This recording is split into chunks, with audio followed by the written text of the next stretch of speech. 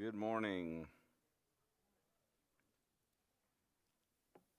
Good to be here. Good to see everybody. I may get Brother Martin, if you're able. I left some copies on the workroom copier. That's period number 10. Does anybody have period number 10? I know a few of y'all. I think I went ahead and gave you the rest of them. Hey, that's right. Hey, Mr. Roman.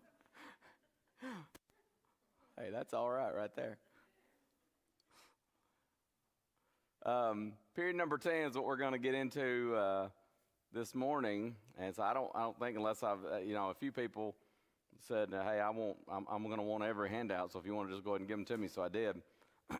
And then some folks just have up through 9, so I printed several copies of that, and Brother Martin will bring those. I hope he's finding those.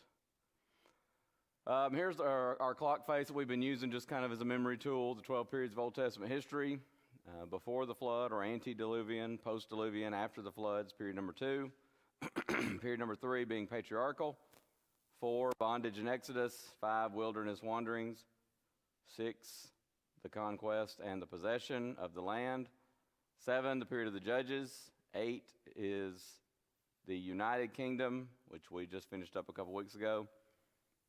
And then period number 9, we finished up last week, kind of finished up. Some of this, the charts I was showing, they overlap a little bit with period number 10, so I mentioned that we'd kind of come back to those in this class, period number 10, which is Judah alone. Period 11 is exile and captivity, and period number 12 being the restoration. Now, since we finished up the bulk of what we were talking about, what's in those charts is not part of our review, so I'm going to go ahead and start this class with a review of period number 9. Period number 9 is, we just mentioned, called the divided kingdom. Remember let's go ahead and get the next question here. The 9th period goes from what to what? From the death of Solomon to the fall of the northern kingdom or destruction of the northern kingdom at the hands of, that's the southern kingdom, Assyria. Not Sennacherib. I think it would be Sennacherib. The northern kingdom fell to Assyria, and then, of course, when we get to the end of Judah alone, that's where that will end, is the fall of the southern kingdom, and they're going to fall to Nebuchadnezzar and Babylon. All right, so I was going to mention something there. Oh, yeah, the divided kingdom. The kingdom divided because after Solomon died, his son Rehoboam takes over. And, of course, Rehoboam, the people kind of come to him. Some of the leading people of the nation or whatever come to him, and they say, make our burden lighter. Solomon taxed the people. He kind of drafted people into his service quite frequently and heavily. So just, ease our burden. And Nebuchadnezzar. I'm going to have, sometimes all the names run together, but Rehoboam, he goes and he asks, the older men, they say, do it. He asks the younger men, they say, man, I'd show them you ain't seen nothing yet. And so he foolishly listens to the younger ones' advice. Probably, I think when you there's nothing really an inspiration in Scripture that would tell us this outright, but I think it's kind of common sense. He got the answer he wanted to hear. He didn't like what the older men said, so he goes and asks the younger man. It seems pretty clear that's what he wanted to begin with. In fact, when he gives the answer, paraphrasing it, you ain't seen nothing yet, I'm going to make it a lot harder than my father did. And Jeroboam and some of the other, the other 10 tribes, Jeroboam and 10 tribes, they break away. They said, we're going to secede. We're going to form our own kingdom. And so Rehoboam does what? I don't think we ever mentioned this last week. First he sends somebody to collect taxes. That's a pretty risky venture if you just really upset a bunch of people over taxes, and that was at least part of it, no doubt a large part. And then they say, oh, well, look, we're just, you can have it. To your tents, Israel, is what they say. We're going to just form our own kingdom. And Rehoboam says, okay, well, whatever, but by the way, you need to pay your taxes. And so what do? They killed the tax collector, right? This poor fellow, we often say, don't shoot the messenger. This poor guy's just doing his job, right? But they kill him. And so Rehoboam, he says, we're going to war. And there's about to be a big-time civil war. And a prophet of God comes to Rehoboam and says, no, cease and desist. This is from God. This is part of Solomon's punishment for his idolatry later in life. As his wives who were idolatrous, pulled his heart away from God. Not that he didn't have any choice in that. They influenced him, but he made a choice, and part of the consequences of that sinful choice was the kingdom was going to be taken. And of course, God promised Jeroboam, sent a prophet to Jeroboam and said, I'm giving you a kingdom, and if you follow me, I'll establish your kingdom, your sons will rule. But of course, Jeroboam goes, as we talked about last week, sets up the calves and Dan, and he sets up his own system of worship, trying to keep people from defecting back to the southern kingdom. What were the northern and southern kingdoms called? Judah and Israel. Judah was which one? Southern. And Israel, the northern. Who was the first king of each kingdom? We've pretty well covered this, I guess, but the Bowen Brothers. That's good. I like that. The Bowen Brothers. Rehoboam in the southern kingdom, the son of Solomon, and Jeroboam in the northern kingdom. And we did point out, by the way, we jokingly refer to them as the Bowen Brothers, but they are not biological brothers. In fact, no indication even of relation. It seems the names are just coincidental, may have been popular names at that time or something. But Rehoboam in the south, Jeroboam in the north. How many kings total in each kingdom? Same number, 19. And again, we often point out one usurper, Athaliah, in the south. How many tribes make up each kingdom? 10 and 2. 2 in the south, those tribes were Benjamin and Judah, and then, of course, 10 in the north. And those tribes were, I'm just kidding, it's the rest of them, right? And by the way, remember, Joseph does not have a tribe because he received a double portion from his father. And then that still would leave you with 13.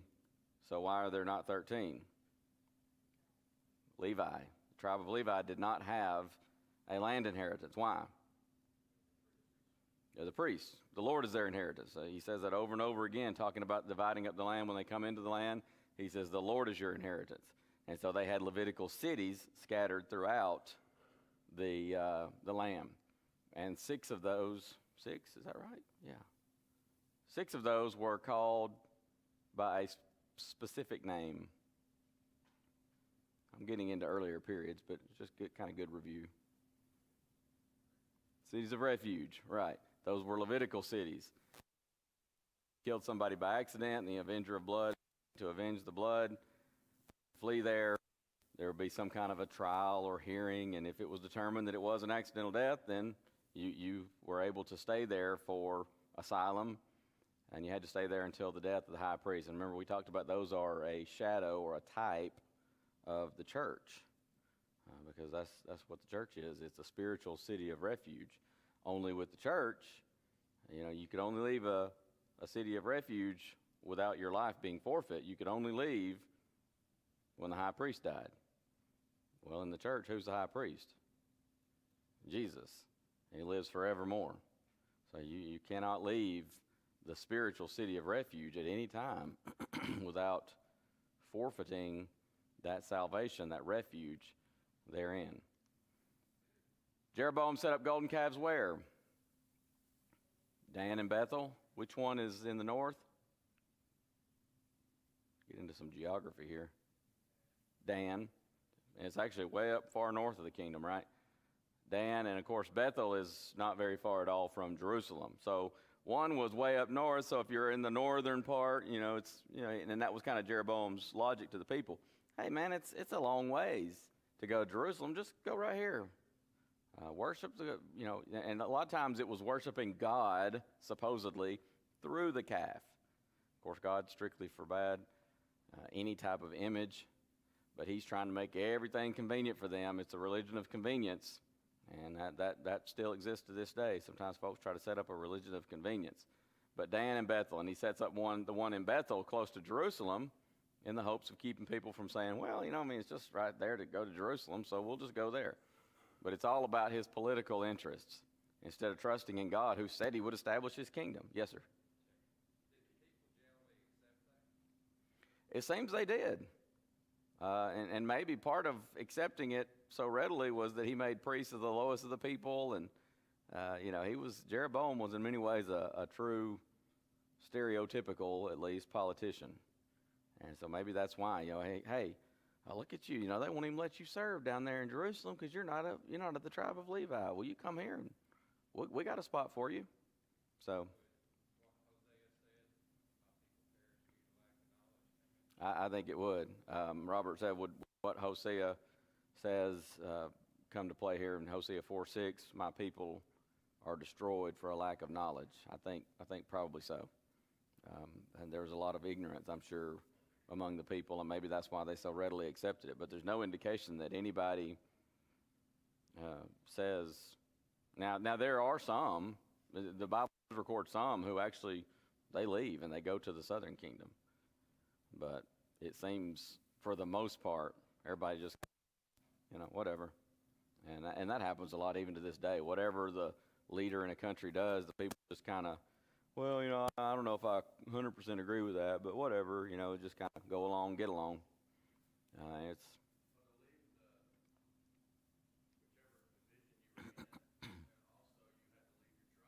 right, and you're giving up inheritance. And that, doesn't make it okay to go along with the false worship, but at the same time, that's, and it gives you more respect for the people that did, because they said, look, this isn't right. And there were some that did that. And in fact, Josiah, well, I'm going to get into that in a little bit. What two prophets did great miracles during this period? Elijah and Elisha.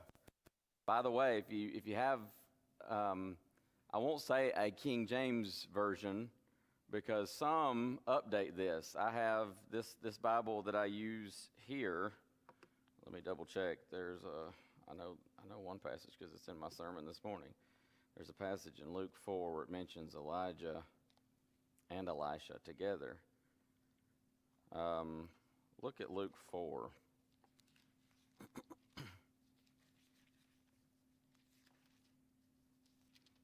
It's 25 or so beginning. Oh no, this one doesn't do it. I was thinking it did. Oh, I'm thinking about my preaching school Bible.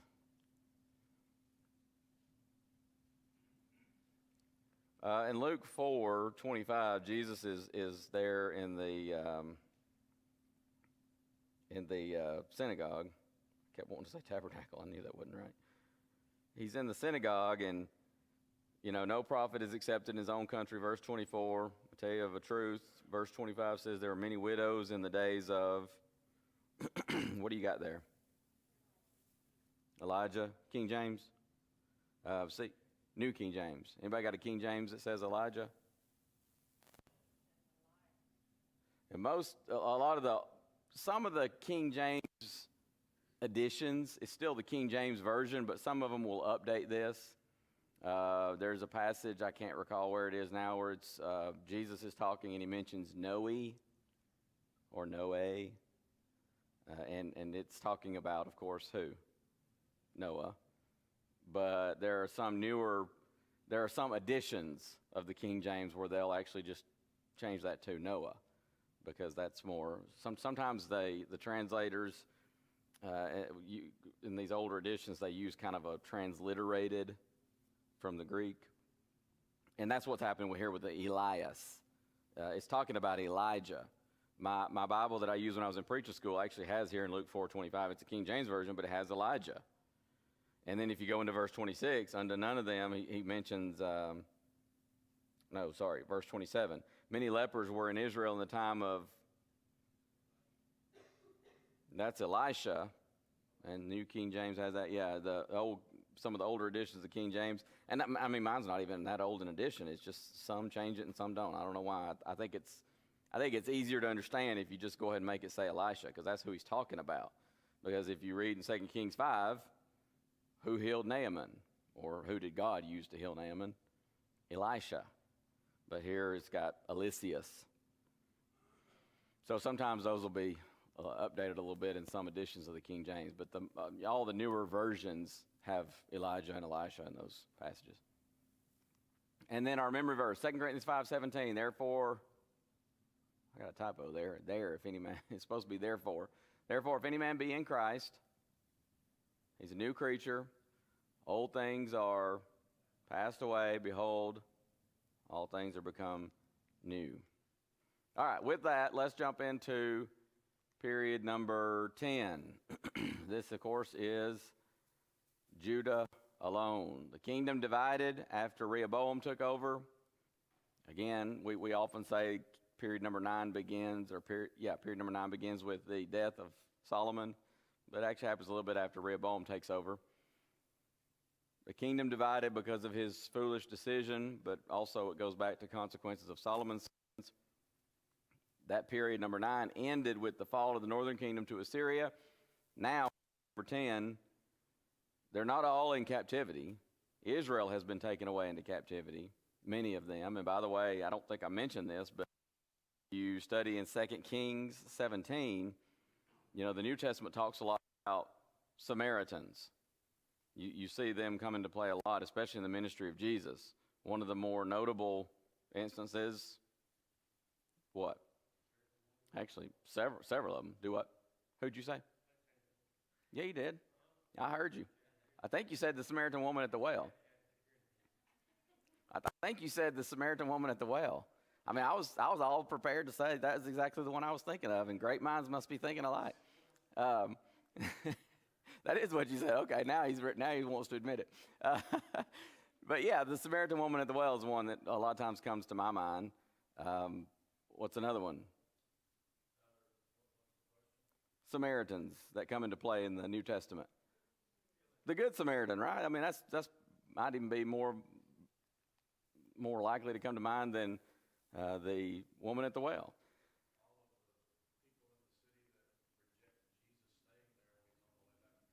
Yeah, Jesus is passing through Samaria, and they don't want him staying there. And of course, James and John, the sons of thunder, and possibly at least in part how they name, they say, "He wants to call down fire from heaven."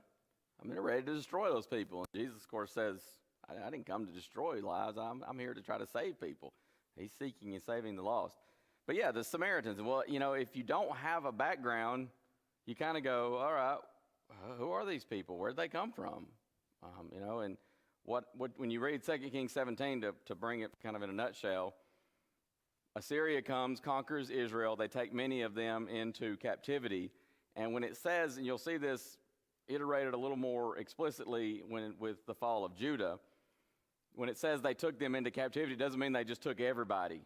And you're all going with us into Assyria. But what they do is they take the royal seed, they take nobles, anybody who's extremely wealthy or prominent, anybody that, if you're a conquering ruler, anybody that you think might even have a hint of a chance of starting some kind of an uprising, they're gone.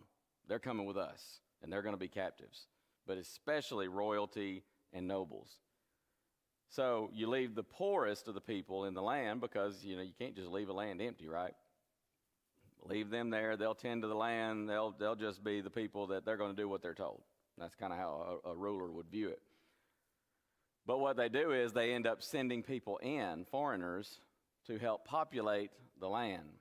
I don't know if they just took that many into captivity or what, but they send people in. They begin to intermingle with the Israelites. the inhabitants, the inhabitants of what was formerly the northern kingdom of Israel.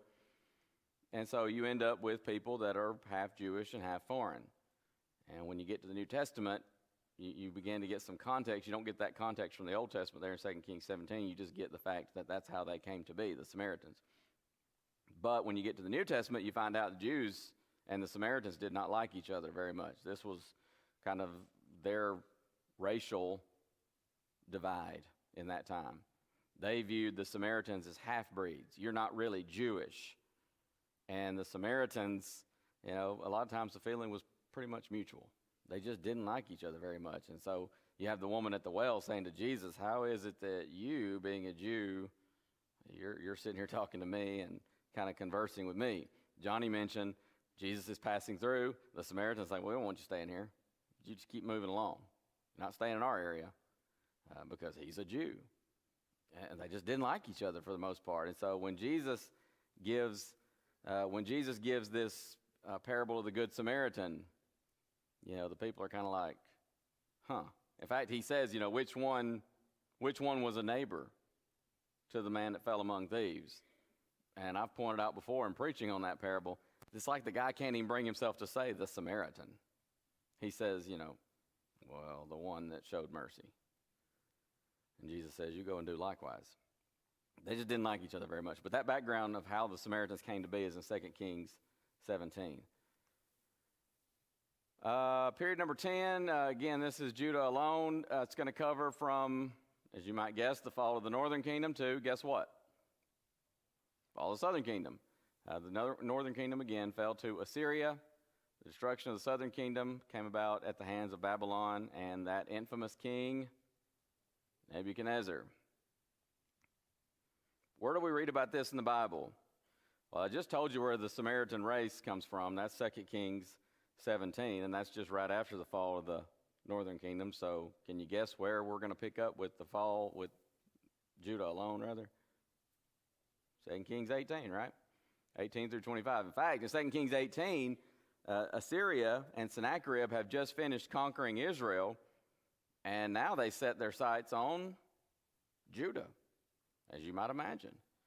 And, Assyria is a force at this time. They were the United States, if you want to, probably even more so. You've got other nations in our world today that are pretty powerful and have a lot of military force. I still would say probably the U.S., it would seem, head and shoulders above, at least as far as military might. But regardless, nobody even came close to Assyria at that time. So Sennacherib, he takes Israel. He's got their king, their nobles, their royalty, their wealthy, prominent people, carries them off into captivity. And now he says, okay, well, next step is just to go to Judah. And so he lays siege and he conquers some of the cities, 2 Kings 18 records, and he sends Rabshakeh. By the way, we've pointed out before, that's not a name, that's what? It's a title. We might say like the general. He's the 4-star general, in charge of the forces for Sennacherib and Assyria. And so he comes to Jerusalem, kind of on the outskirts, and he hasn't really what we would call laid siege per se. It kind of is getting at that point, but he comes and he speaks to some of the nobles and the royalty, and it's almost like he's saying, look, let's just do this the easy way. Just surrender. We'll take you to a land. It's going to be nice. It's a land like your own.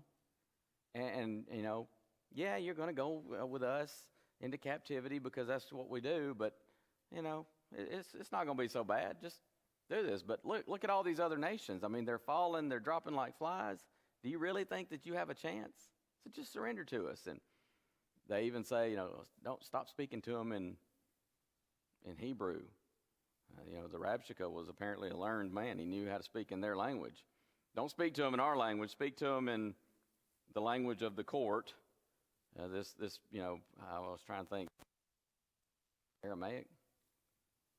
But anyway, I said, speak to them in that language. And he says, no, I want them to hear what I'm saying. I want all of you to hear this. And then, of course, he's going to send a letter. And he really gets a lot stronger in that letter. And he says, I'll give you thousands of horses if you can put riders on them. How are you going to stand before even one of the least of our princes? So just surrender already. And then he begins to talk about these other nations. Have their gods saved them? Well, of course not. Those were idols. But then he crosses a line. Is your God going to save you? Look at all these other nations I've conquered. Their gods didn't save them. You think your God's going to save you? You're going down. And buddy, that was his mistake. Judah had their problems at this time. But when he blasphemed God, and Hezekiah, to his credit, a lot of these other kings, they would go and at first Hezekiah even says, I'll submit, kind of like to being a vassal king, but this whole thing about going into captivity, I don't know about that. But Hezekiah gets this letter, and he takes it to the house of the Lord, to the temple, spreads it out before the Lord in a symbolic fashion as if to say, God, do you see this? And he knew God saw it. God didn't have to have the letter there before him to read it. And he says, we're in trouble, and we need help, and help that only you can provide. Some of these other kings, they would go pay off Assyria, try to bribe Egypt to come and help them. Hezekiah says, only God can help us. And so God sends Isaiah, the prophet, to him with a message and says, he won't set foot in this city. He's going to go back by the way he came. He's going to die in his own land. And, of course, he hears a rumor, Sennacherib. He has to go back home. An angel of the Lord goes out and in one night kills 185,000 Assyrian soldiers. Sennacherib goes home, and while he's worshiping his idol god, his own sons come and kill him. And it's amazing. I've talked about it before in a lesson, I don't know, it was around the first of the year. Biblical archaeology actually supports this. Sennacherib saying he had Hezekiah shut up like a bird in a cage, and then all of a sudden the record just goes silent. No bragging of his victory. Why? Well, because he went back, and there's actually archaeological record in the annals of Assyria, where his sons came and killed him while he was in the house of his God worshiping. So that's all 2 Kings 18 and 19. You get to 2 Kings 20, you have Hezekiah's sickness, and he prays to God. He turns his face to the wall. He wept. He prays to God, and he says to God, he's not trying to just. I don't think it's he's trying to negotiate with God, but he just kind of says, God, I've been faithful. I've served you, and I want to live. And God, in this instance, of course, there's a much bigger picture there that we can see now that Hezekiah wouldn't have seen. He's just begging for his life. But God says, I'm going to extend your life by 15 years. Gives him the sign of the sundial, the shadow on the sundial going backwards. And Hezekiah recovers. They did also use some kind of a medicinal thing, so God heals him, but there was also, through the use of medicine, this lump of figs that they place on the boil. He recovers. Some ambassadors or envoys, is the way some translations have it, come from where? From Babylon, right? We heard you were sick, Hezekiah. We just want to check on you and make sure, heard you were sick, you recovered. This is great. So Hezekiah says, man, come on in. Let me show you. Look at our armory. Look at our magnificent temple, all the gold. And isn't it fantastic? And they're kind of going, it is fantastic. Yeah, this looks pretty good. And so they're going to go home and tell their king, who's not Nebuchadnezzar at that time, but they're going to tell their king, man, there's some good stuff in Judah. And, of course, Isaiah comes to Hezekiah, and he asks him a question. This is kind of one of those famous questions. In fact, last year, kind of extending our summer series by 1 week, because I forgot you can't start the new quarter on a Wednesday, I did a lesson on that question that Isaiah asked Hezekiah. What was the question? What have they seen in thy house? And you know what Hezekiah answers? Everything. I showed them everything. And Isaiah said, well, that was kind of some pride on Hezekiah's part, wasn't it? And Isaiah says, well, you showed them everything, and guess what? There's coming a time when they're going to take everything, and it's all going to be taken away. Your sons are going to be taken into captivity, And Hezekiah, kind of strange for Hezekiah because he was such a good king. What is his answer to that?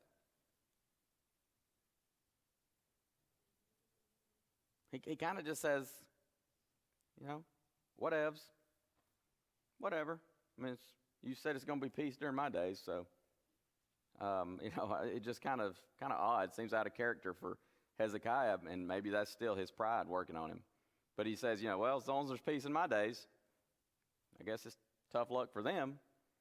But anyways, that all came about because of his pride, showing off his kingdom to those Babylonian emissaries, or envoys, ambassadors, whatever you want to call them. So that's 2 Kings. That's also in 2 Kings 20. And that's where 2 Kings 18 through 25, and also the parallel in 2 Chronicles 29 through 36. 2 Kings 18 through 25, of course, takes you to the end of that book. 2 Chronicles 29 through 36 takes you to the end of that book. Important places. There's just a couple here in this period. Well, we know one is going to be what?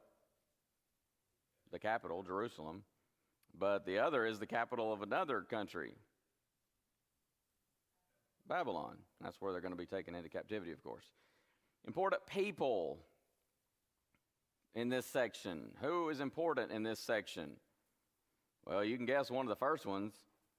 He begins, just a little after the fall of the northern kingdom, he begins to ascend to power, and eventually is going to conquer Assyria. Nebuchadnezzar and Babylon. Nebuchadnezzar, of course, is the king of Babylon. He's going to come into play during this period, and also the next one as well. Also, important people in this section would be the last 8 kings of Judah. We got a full list of the kings on the next slide. We'll see that in just a moment. I would add, really I guess I should have made this a sub point, but Hezekiah and Josiah. These are the 2 best kings of Judah, 2 most righteous kings of Judah. Some started off bad and turned things around. Some started off good, turned things around and went bad. But Hezekiah and Josiah were really, they sought the Lord with all their hearts. Weren't perfect. We saw the instance with Hezekiah and the emissaries from Babylon. He wasn't perfect. None of these men were sinless, but they were good kings, and they followed God wholeheartedly. And Josiah, man, he was one of the best ever as far as what that young man did to serve God. And I told you last week we didn't have them mentioned as some of the great kings from period number 9, but that's why, because they're in period number 10. But 2 of the best kings of Judah were Hezekiah and Josiah. Josiah, of course, is remembered because he became king when he was 8 years old, right? Probably had some help there, no doubt. But as he gets a little bit older, about 16 years of age, he begins to seek the Lord. And then he says, we're gonna clean up and repair, fix up the temple of God. And they find a book. Not a book like we would think of a book, but it may be a scroll or something like that. But they would refer to that as a book. And they bring it to the king. We found the book of the law. And some scholars think it might have been a copy of Deuteronomy that Moses told them to lay up in the temple, or to lay up, to store in what would later become the temple. But they read it, and Josiah reads it, and he tears his garments. He says, great is the wrath of the Lord that is upon us. In other words, he says, we're not following this law. We're in trouble. Come on. He says, we're not following this, and we're in trouble. And so he says, we got to turn to God, and he makes a covenant, and the nation, he gets before the nation and says, we are going to turn to God, and the people agree with it. And again, going back to what we were talking about earlier, Robert, I think that kind of shows sometimes the people just sort of, one king says, oh, here's your golden calf, worship God through this. And they go, okay. Another king comes along and says, oh, we're going to turn to God. Okay. Sometimes you see a lot of fickleness with the people, and Hosea a lot of times mentions this. Another of the minor prophets, as we call them, minor, shorter prophets. But Hosea mentions they're like a dove, like a silly dove. He says they're just all over the place sometimes, and that's kind of how they work spiritually many times, some of the common people, and even some of the nobles and royalty. Other important people from this section will be prophets. Jeremiah is going to come into play during this period, even extending into the captivity. Ezekiel during this period, extending into the captivity. Daniel during this period, extending through the captivity. Nahum, probably more accurately pronounced Nahum, but I've always grown up hearing Nahum, and it's just hard to get out of that habit. Habakkuk, Habakkuk is going to start off his writing by, it's kind of a conversation with God. You're almost like you're eavesdropping on his conversation with God, and he says, Judah is so wicked, God, are you not going to do anything? And God says, oh, I'm going to do something. I'm sending Babylon. And Habakkuk kind of says, hold the phone. Babylon's worse than we are. And God says, I know that, and I'm going to judge Babylon. But I can use anybody for my purposes. And I'm going to use them to punish Judah, but then I'm going to punish Babylon for their sins. And so Habakkuk ends up kind of with, chapter 2, verse 20, sort of a summation of how he concludes. It's not the end of the book, but it's kind of his conclusion. The Lord is in his holy temple. Let all the earth keep silence before him.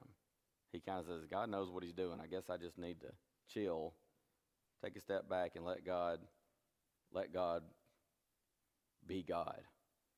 Sometimes we run ahead of God, right? We see that with the prophet Jonah as well. And Zephaniah also during this period. So there are your prophets that tie in with this period. Here's the list of kings. I won't leave this up very long because we covered it last week. But the last 8, of course, Israel's kings are all done and in captivity. But you pick up here with, I got to count now because I'm trying to remember who's the first one. 2, 3, 4, 5, 6, 7, 8. Oh, yeah, it picks up with Hezekiah. That's right, 2 Kings 18. So Hezekiah through Zedekiah. I mentioned some of these, did better than others. Manasseh started off, and he was just rotten. I mean, terrible. He outdid the heathen with his idolatry. So much so, and this happens to this day. Sometimes parents get so busy with life, and if they got something, the kids are growing up, and if I got nothing else to do, I'll be there at church. But if I got anything else going on, and we go and do, it may be sports, it may be recreation, it may be just going on vacation or whatever. But God comes second. And then as the kids get older and they move out, and the parents become more dedicated to God, and maybe even repent for past unfaithfulness, and that's wonderful. But sometimes you've set something in motion that is not so easily turned around, and sometimes it doesn't turn around. And you see that with Manasseh. He changed, and he was carried off into Assyria, and he was tortured, and he repented, and he came home, and he turned things around. He says, I'm going to serve God, and he did. Every indication is to the day he died. But all the way over in 2 Kings 24, when the nation is falling, you know what God says? This is happening in large part because of Manasseh. He filled Jerusalem with innocent blood, Molech worship, infanticide. And now think about the modern day plague of abortion. He says he filled Jerusalem with innocent blood till the Lord would not pardon. And he set the wheels in motion for the downfall of Judah. Not him alone, but he did a lot toward that end. And then his grandson comes along, Ammon, his son. Again, it was too late. Apparently, Ammon was set on that course of Manasseh's early life, and Ammon was rotten. Josiah, of course, comes along, and Josiah seeks the Lord. Jehoahaz, Jehoiakim, Jehoiakim, and Zedekiah all were rotten, unfaithful, didn't care about serving God. In fact, I think it's Jehoiakim who actually takes the word of God when Jeremiah brings it to him, or when they bring it to him from Jeremiah, that Jeremiah had written by inspiration, and he does what? Takes a penknife, cuts it, throws it into the fire, and burns it. That's the kind of guy you're dealing with Jehoiakim. All right, so let's stop there. Boy, I'm glad I covered a lot last week, because this week we didn't cover as much, but a lot of good stuff going on here. And again, a lot of these period 9 and 10 events tie in together. So we'll talk about the important verses and events from this period. I'll go ahead and pull up this first subpoint here that, the fall of Israel was somewhere around 721, 722 BC.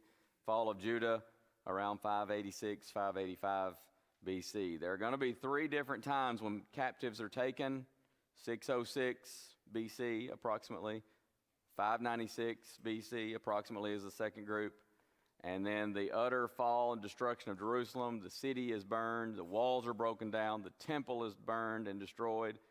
That's all going to happen around 585, 586 BC. So this period covers about 136 years. We'll talk about some of these important verses and events in the meantime before Judah falls. It'll be from